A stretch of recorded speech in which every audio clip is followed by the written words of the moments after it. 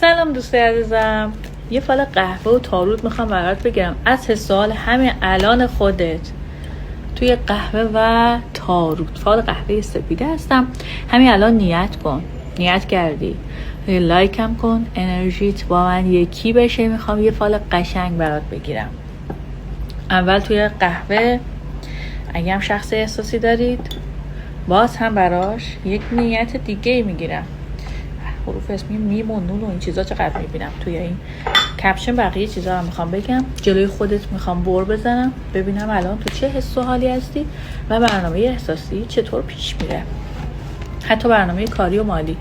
یه فال نیت کلی دارم میگیرم برای شما. اینا رو بذاریم پایین. که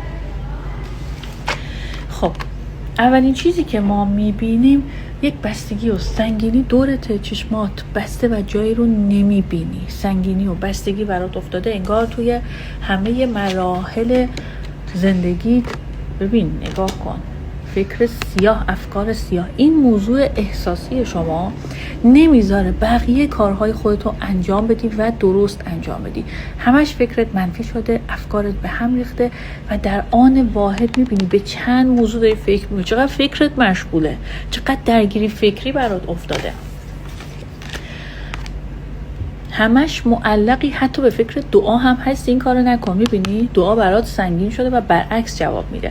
برعکس بودن و پا در هوا بودن رو داره میگه. از دعا و سنگینی توی فالت داره صحبت میکنه. ولی از این وضعیت انتقال پیدا میکنی به یک وضعیت خیلی بهتر. یعنی توی شرایطی که الان هستی، اگه نابسامانه شرایط درگیری هات خیلی زیاده، میتونم بگم از این وضعیت انتقال پیدا میکنی به کمک یه شخص